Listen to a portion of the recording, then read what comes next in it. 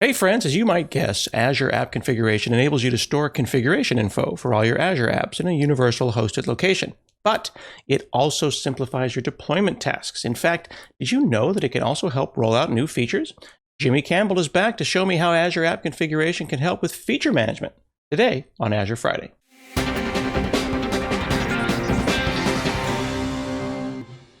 Hey friends, I'm Scott Hanselman and it's Azure Friday. I'm here with Jimmy Campbell. We're going to talk about Azure App Configuration. How are you?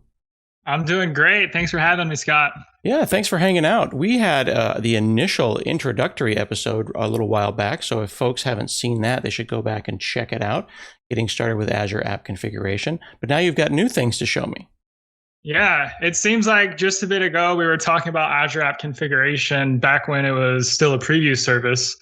But we are GA now, So we're helping developers centralize their configuration so they can access it in their distributed applications, CI/CD pipelines, their infrastructure, wherever it is that they need to surface their settings and their configuration as they're making a product. And of course, we're offering things like management utilities, so you can go in the portal. If there's operations that you usually do on a configuration like diff it or look at the history, you can do that there. And there's the Azure CLI as well. So totally GA now, helping you out with your settings. But actually today, what I want to talk about is a little bit more than just settings, which is how Azure App Configuration can help developers roll out new features. Is this what they call feature flags? Feature flags, yes. And also feature management. There's a lot of terminology that gets thrown around. All right, I'm excited to see it. Yeah, so Azure App Configuration allows you to store your settings in one place. And one of the benefits of having your settings kind of coming from a service is the ability to dynamically update your settings during the runtime of your application. So dynamic configuration, we'll call it. And using Azure App Configuration's .NET Core Net Standard Configuration Provider, we touched on that in our last episode, like you mentioned. You can see settings that you change in Azure App Configuration reflected in your app. And so we wanted to help out a little bit and kind of build on that and enable what you just mentioned, which is feature flags. Feature flags really start with the ability to provide dynamically changing configuration to an application if you're doing things like dark deployments, of course. And once we have that, we also provide a net standard library. This is a new library on top of our configuration provider. It's called Microsoft.FeatureManagement. This thing provides a programming model so that when you combine this new library and Azure App Configuration, you get the feature flags to your application. They can be manipulated during runtime, and you can kind of wire them up. There's things like tag helpers that we'll go over. And then yeah, we kind of have a little role to play to help you out when you want to roll out your features. That's super cool. I was literally yesterday on an app service and I was trying to make some config changes. And when you do it in the standard way, every time you hit save, it restarts the entire thing. I was doing it, kind of in production, and I was also trying to do some A/B testing with some staging flags. It's not super elegant to try to do the things that you're describing with the existing configurations, and that's why kind of this configuration as a service, this centralized configuration provider is so nice. I'm excited to see your demo. Awesome, yeah. So like you mentioned, sometimes you have to restart your apps to pick up settings changes, which is still an option. Even if you're using app configuration, you can certainly pull your apps at deployment time. Pull your settings then and they're more static. Or you can do what I'm about to show in this demo, which is actually update during the runtime, and that saves you the reset that you mentioned. All right, blow me away. So I think we can kind of go ahead and get started here with the Northwind Traders Bike Shop. Pretty gnarly website we got here. High quality CSS here. Oh, yeah. One thing about this website, though, is the owners think it's a little bit dated. They kind of want to they're not the fanciest bunch, but they think they can modernize this just a little bit. And so the feature that we're going to be showing here is a new beta version of the splash page that they're hoping makes their customers a little more happy to visit. And so we'll talk about how Azure App Configuration can assist in multiple ways of rolling out this new beta website. So first of all, this is a web app deployed in app services. it is connected to an app configuration instance. So I have the ability to surface some configuration changes right now, and we'll go to the app configuration I'm connected to. So we're pulling settings from here. We're also pulling feature flags. If this is what you'll see as soon as you create an app configuration instance in the portal, we want to deal with feature flags. So we'll go down to the feature manager tab here. And you can see I created a feature named beta. And this aligns with what I was saying about how we want to have a beta version of this web page here. Okay. So simple toggle state we have here. The simplest way to turn on a feature is just say, bam, I want this thing to be on. That's kind of like a dark deployment when you look to your left and right and say, hey guys, we ready? And then you turn this thing on. So we'll do that here. And then all of a sudden, now the visitors who are coming to the website, once the application picks up the changes here, we'll see, okay, we're different now. Our beta website is out. And so with that, we kind of just released a beta version of the web page. And so this one is a little bit more, I guess, simplistic in nature. They kind of got rid of the colors and they have their font a little bit more thought up here. But there we have it. One way that we can kind of just use the dynamic configuration and feature flags provided to us to wire this up. So how did the application get that notification? Was it checking the config every single time a page got loaded, or was it more of a pub sub kind of a thing? So that's a good question. And it is the first one that you hit on. When the page was hit, the request actually triggered to see, hey, should I be reloading some app configuration here? I see. So let's go into the application code here and talk about how all this is wired up. Excellent. This is an ASP.NET Core web app using MVC. Pretty standard stuff we have here. And the feature management library provides a bunch of extensibility points out of the box for this. This is our home controller. And you can see this code snippet right here. We're doing some stuff that looks like it's working with features. It's saying feature manager is enabled async. Mm-hmm. This is where we're consuming feature flags that are provided by Azure App Configuration. So this feature manager here is from the Microsoft.FeatureManagement library. And we're checking to see if the beta feature is enabled. So that's the feature we saw in the Azure portal. If it's enabled, we're returning this beta index view. Otherwise, we're returning the old index. That is nice and clean. That's pretty cool. So you just inject in that with the dependency injection in the constructor in line 17 there, and then you've got the ternary operator instead of an if statement, and you say this view or that view. That probably took you 20 minutes to set that up, not any time at all. Yeah, super quick. A lot of stuff can be done just right out of the box pretty quickly with the Microsoft Feature Management library. So like you said, we're just checking a simple, is it on tertiary operator here? There are other things that we can do. There's tag helpers. So if you want to just conditionally display content, like a section of content on your page baked into the library. There's action attributes. So if you want to guard a controller action baked into the library. For this though, since we're returning a whole view, it made sense to kind of do it like this. I see. Just kind of returning a different view. So this is where we're checking if a feature is enabled. Now let's talk about the other things that we needed to kind of do to get that working, which is connecting to Azure App Configuration, adding the feature management services, stuff like that. So let's go to Program CS.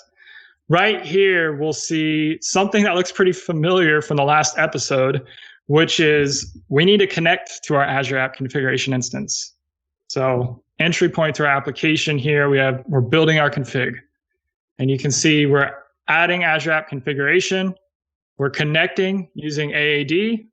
We're using Azure Managed Identity, which means we don't need any credentials, no secrets deployed with our app. It's just using the identity of our app service. So kind of sets that up pretty easily. One new thing we see here, though, is use feature flags.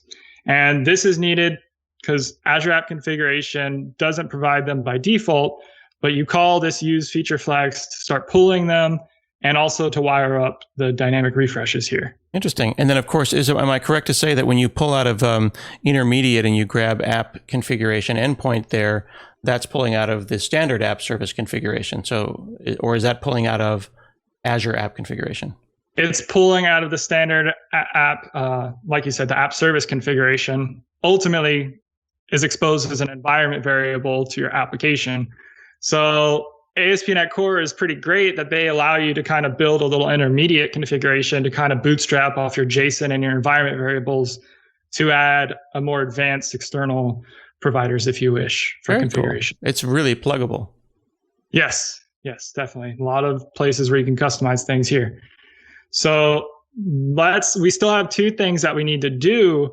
One is to add the feature management services, and one is to actually wire up what you mentioned was the request triggering the refresh of my feature flags and my configuration. So down here, we'll see this call, use Azure App Configuration. And you pretty much nailed it. We don't want to just be constantly polling app configuration. It's wasted bandwidth. And we also don't really want a dormant application to be making a bunch of network calls for no reason. So what we have here is a way, use Azure App Configuration enables you to make the request the trigger to refresh things to kind of solve those problems. So if you miss this line here, what would happen is you go in and turn on the feature flag and you just wouldn't see that surfaced in your application. But with this, you get the dynamic behavior. Very cool.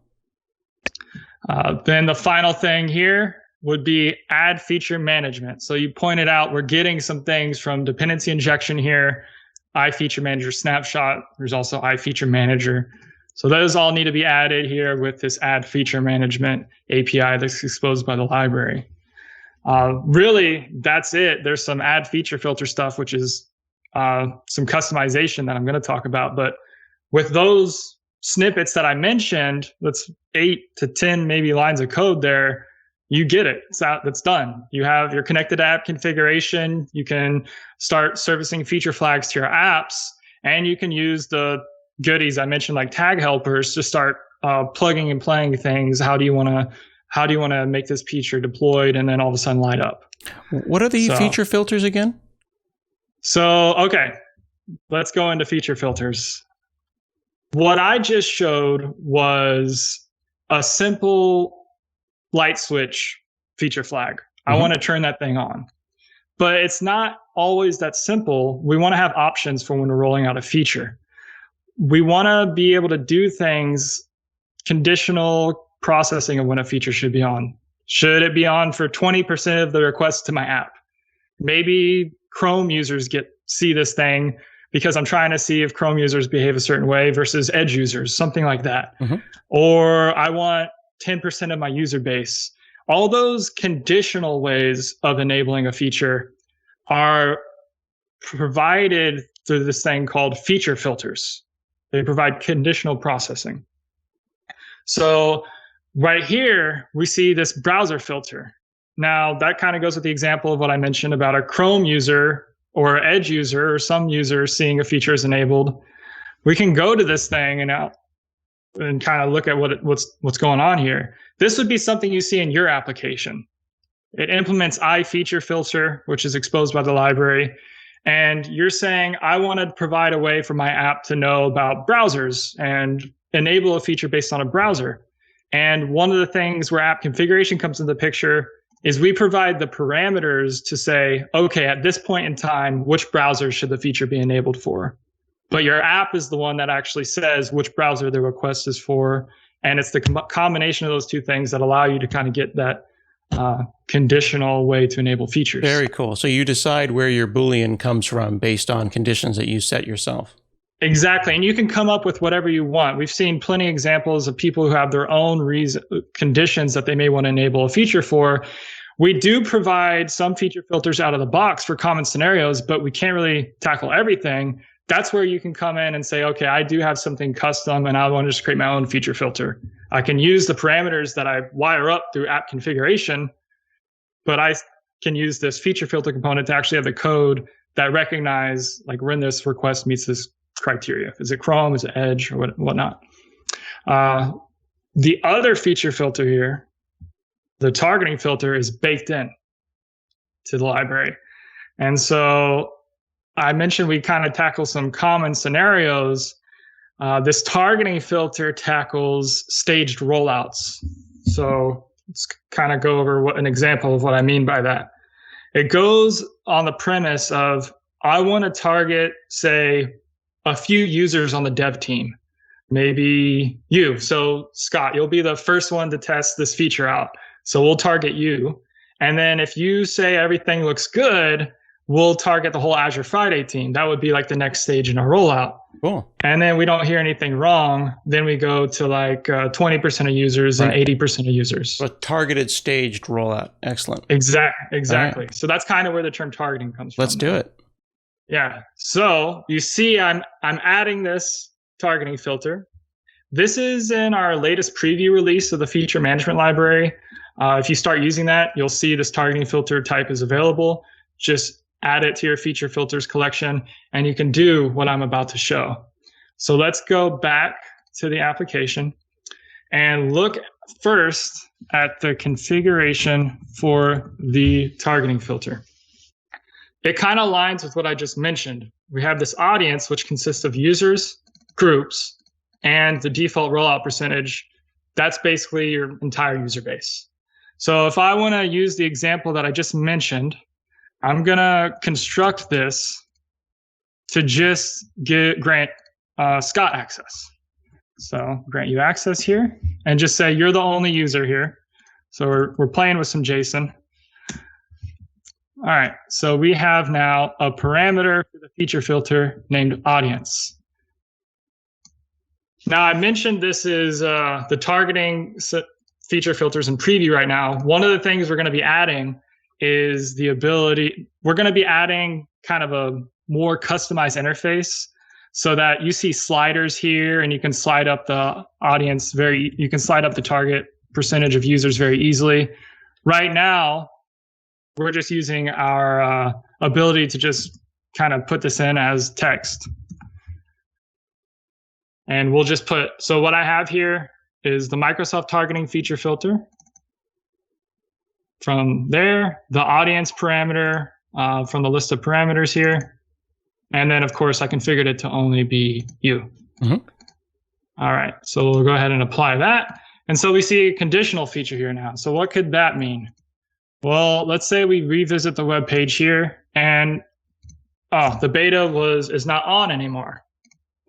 But luckily, I have a way to specify who I am by putting in the query string so I can instantly become you. Mm. And we'll see that you actually have access to the new beta version. Nice. So you'll see you have access here. Now, if you tell me everything looks good, what I can do is I can actually say, let's roll it out to the entire Azure Friday team. So let me add a new parameter here. The name of the team is Azure Friday team. Roll it out to everybody on the team. So we'll go into Azure App Configuration, edit this thing here. You're saying in the future that'll be a lot nicer because putting JSON into a text box like that's kind of challenging. Right. That's why it's still in preview at this point. So this will be an entire UI where you don't have to mess with any JSON or anything. That'll be great. So we'll come in and we'll see Scott still has access. Do I have access? No, I don't. But if I was on the Azure Friday team, which I can also do through a query string parameter, I do have access. That's cool. Yeah, so this right here is uses that feature filter term concept that I kind of brought up, and it's a way to do conditional enabling of a feature. Roll out the feature how you want to. You can update it dynamically in app configuration, like I showed, where I kind of did the staged rollout, or I could do it in a deployment. But this is kind of the functionality you get right out of the box from using the Microsoft Feature Management Library and Azure App Configuration. That's pretty slick. I can think of reasons to use this right away. And I see that we've got the docs up because it's in GA, so folks can go and take a look at the Azure App Configuration documentation. Lots of details on how to do it with .NET Core, ASP.NET, functions, Spring Boot, whatever, because it's not specific to .NET, of course. It's just anything at all that can access that endpoint. Right, right. And so definitely you can go ahead and take a look at the docs where we do have tutorials, and also the Microsoft Feature Management library is open source. So you can go ahead, and if you want to look at any of the code, or the README is pretty detailed here. Also, our configuration provider is open source, so you can definitely come take a look at anything you're interested in. Very cool. I am learning all about how to use the Azure App Configuration System now with feature targeting today on Azure Friday. Hey, thanks for watching this episode of Azure Friday. Now I need you to like it, comment on it, tell your friends, retweet it, watch more Azure Friday.